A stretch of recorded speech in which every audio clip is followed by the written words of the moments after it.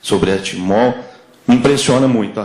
É grandioso, é complexo, é um assunto que realmente ele se estende muito.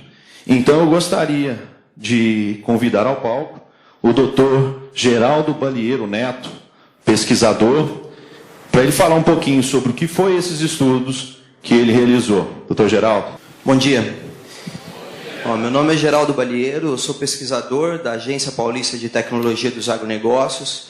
Eu sou zootecnista de formação, fiz mestrado em nutrição animal, doutorado em produção animal na USP e na Unesp, fiz pós-doutorado em biotecnologia na Universidade de Évora, em Portugal, e eu fiquei incumbido aqui desse grande desafio de mostrar para vocês qual seria o mecanismo de ação da água, né? Então, realmente a gente tem esses relatos que já foram mostrados aqui, inclusive até vou repetir alguns slides que me pegaram de surpresa, eu usei também na minha apresentação. E, iniciando aqui então a apresentação, nós não fazemos nada sozinho, né? É multidisciplinar o assunto. Então eu contei com uma equipe enorme aí de médicos da USP e da Unesp. Deixa eu ver onde é que eu aponto aqui. Então, esses são colegas de trabalho meu. Eu trabalho em Ribeirão Preto, né? José Ramos, Maria da Graça, Cássia, Maristela são estudantes de pós-doutorado da Unesp em Jabuticabal. Fizeram análise de hemogasometria. O Fernando Barbosa é da USP, de Ribeirão Preto, da farmácia. Tá? Fez análise de elementos traços no sangue. Aqui nós temos o Jair Rodini, da Unesp de Jabuticabal, que fez análise de histologia dos tecidos. O Saulo da Luz, que é da FISEA, da USP de Pirassununga, fez análise de espessura de gordura subcutânea. A Karina, uma nutricionista da Faculdade de Medicina da USP de Ribeirão Preto, fez análise de perfil de ácidos graxos no sangue. Doutora Selma, análise de antioxidantes. A Lilian, análise de viscosidade. Dr. Mário Jefferson Lousada fez análise de densitometria. E a Bruna é aluna do doutorado do professor Lousada. Então, eu tenho algumas informações hoje aqui que são inéditas, ainda não foram publicadas, devem ser em breve, e que a gente realmente ficou muito surpreso, e vou transferir aqui para vocês em primeira mão os resultados surpreendentes da pesquisa. Os trabalhos, eu vou comentar aqui os trabalhos com gado, que como já foi visto, nós repetimos esse trabalho depois com gado confinado, e também com ratos, porque com os resultados com o rebanho, eu vislumbrei a possibilidade de transferir esse conhecimento, né, para o ser humano. Eu percebi que já teria um benefício para a saúde do ser humano, então a gente começou a trabalhar com ratos no biotério, que são fisiologicamente mais próximos ao homem do que o animal ruminante. E eu vou apresentar aqui para vocês, então. A gente deve muito aos ratinhos, né? Então é interessante comentar que os trabalhos têm aprovação do Comitê de Ética, que é para evitar o sofrimento, minimizar o sofrimento dos animais, né? E explorar ao máximo os resultados da pesquisa. Aqui, como é de praxe, a minha declaração de isenção de conflito de interesse, né? Meu interesse é a água, como o Dr. Márcio Bontempo colocou muito bem, faz parte da vida de todos, é indispensável, e agora a gente ainda tem a situação na agropecuária que passa a integrar a planilha de custos como insumo produtivo, porque ela vai passar a ser cobrada em lugares ainda não estão sendo. Então, meu interesse aqui é só em relação à pesquisa, interessa para todas as pessoas e para a pesquisa também. Então, iniciando aqui a apresentação, essa é a análise da água, né, para descrever os tratamentos. Como o Dr. Márcio já colocou, nós observamos um aumento no oxigênio dissolvido. No pH não teve alteração, mas normalmente, eu até coloquei algumas referências aqui de trabalhos, de artigos científicos também, de Coe e Cass, que observou aumento no pH. Esses efeitos na água, elas dependem muito da composição química da água. Quanto mais metais tiver na água, maior vai ser o efeito do tratamento magnético. Dos cátions, né, perdão. E do sódio aqui, de 21 para 13. Tá? Bom, a coleta de sangue, é o sangue arterial, foi coletado aqui na artéria auricular, no gado, e nos ratinhos precisam fazer uma cirurgia para passar um catéter aqui da veia da artéria femoral, e coletamos também sangue venoso na veia mamária do gado, para fazer todas essas análises. Aqui tem que ter muita cautela para não ser contaminado o sangue com oxigênio, então a seringa de heparina de lítio, ela tem uma tampa própria, esse sangue tem que ser analisado 15 minutos depois da coleta, então a pesquisa toda é muito criteriosa para que a gente pudesse confiar nos resultados. Nós avaliamos então hemogasometria, tá, que é a análise de gases, né, de dióxido de carbono, de oxigenação do sangue, perfil bioquímico sérico, elementos traço, hemograma, antioxidantes, perfil de ácidos graxos, viscosidade, histologia dos tecidos, digestibilidade e balanço de nitrogênio, densitometria e ensaio mecânico, do que é uma resistência dos ossos. Então, interessantes. Então, vamos lá. Nós tivemos aqui o bicarbonato, é um tamponante no sangue, né? É um dos mecanismos que o organismo utiliza para manter o pH do sangue, que fica entre 7,35 a 7,45. Não houve alteração do bicarbonato, houve uma maior saturação de oxigênio, aqui já significativo, tá? A nível de 10%, então significa que cada 100 vezes que eu fizer, 90 vezes eu vou aumentar o oxigênio no sangue, ok? Aqui eu tenho redução de osmolaridade, tá? Principalmente por causa do sódio, que eu reduzi sódio no sangue, e eu tive um efeito alcalinizante aqui, um aumento do pH. Então, chamar bastante atenção que não houve alteração no tamponante e houve aumento no pH. O pH do sangue se tornou mais alcalino. E uma redução no dióxido de carbono, que é um resíduo metabólico que deve ser eliminado do sangue, né, através da respiração. E aqui uma redução do sódio, conforme havia já comentado com vocês.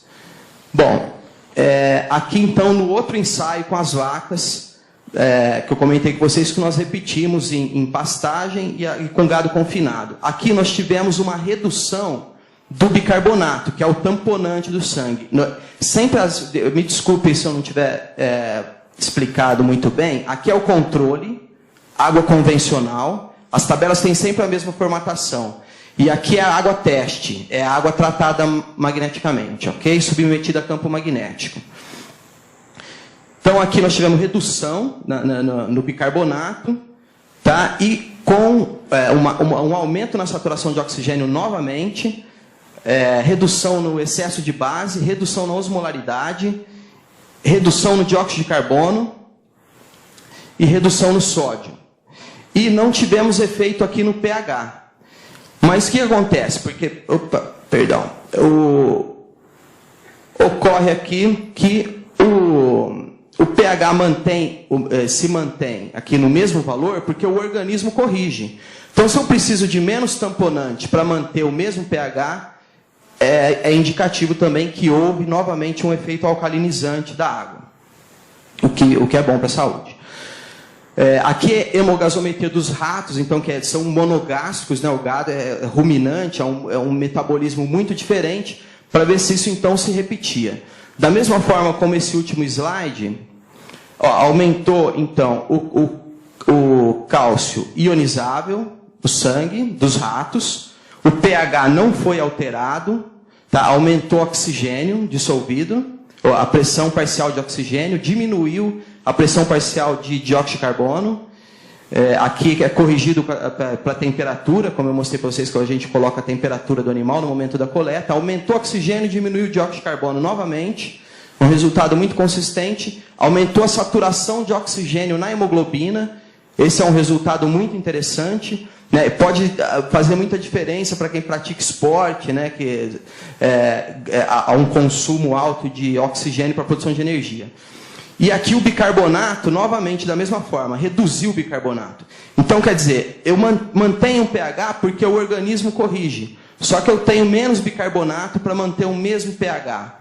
O que indica o efeito alcalinizante do consumo de água tratada por campo magnético. Reduziu o sódio mais uma vez, reduziu triglicérides, tá? Aqui no perfil bioquímico sérico das vacas, reduziu triglicérides. Aqui, explicando mais uma vez, aqui é o controle, tá? água convencional, aqui água tratada. A gente vê aqui, ó, como eu expliquei para vocês, altamente significativo, tá vendo? A probabilidade estatística.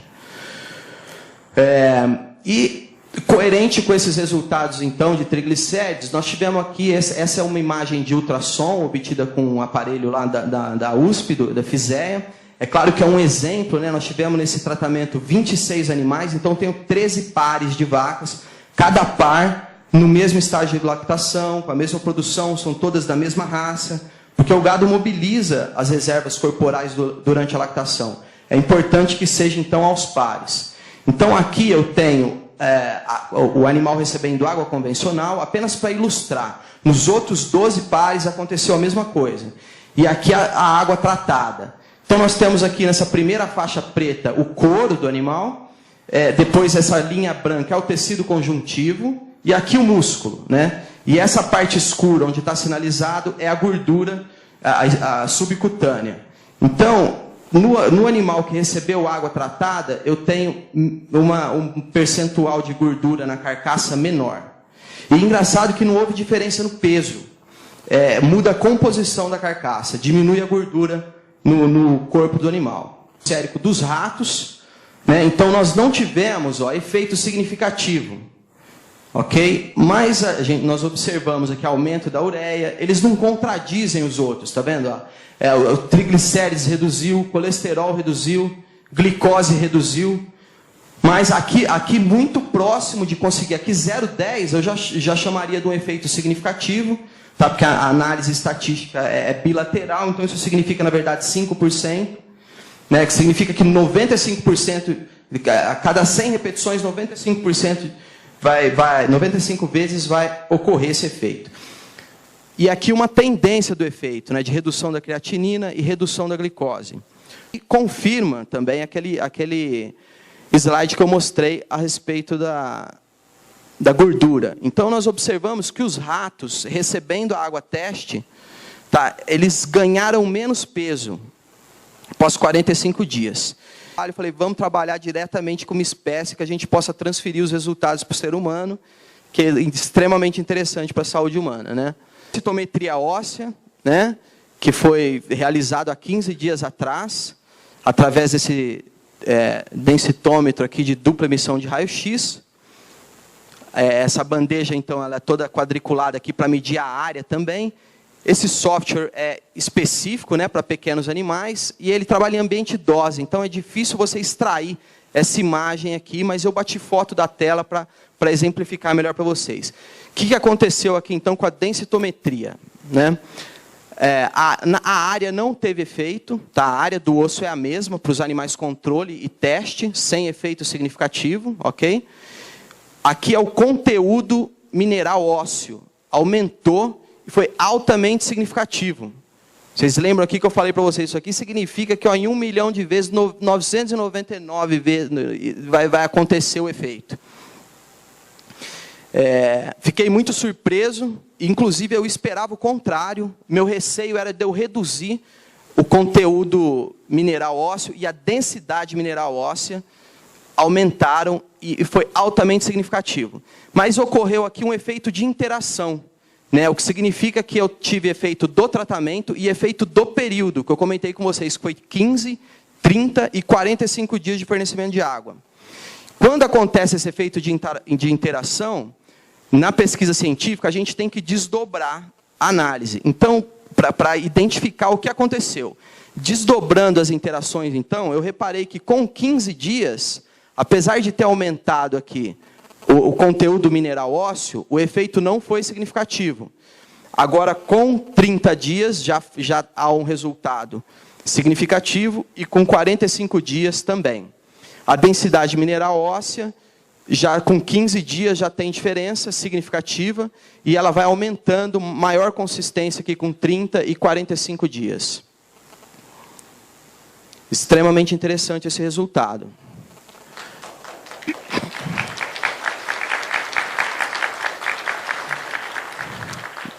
Aqui é uma foto, tá? Desculpem a resolução da foto, que realmente eu precisei bater uma foto da tela do computador, mas dá para a gente observar, o que vale mesmo são os valores, a análise estatística que eu mostrei no slide anterior, esses são os ossos dos ratos que estavam recebendo a água tratada. E aqui do controle. Eu acho que dá para a gente observar que a olho nu, embora a resolução não seja boa, que esses ossos aqui estão mais esbranquiçados, né? Então, reduz a fragilidade, reduz a chance de quebra do osso.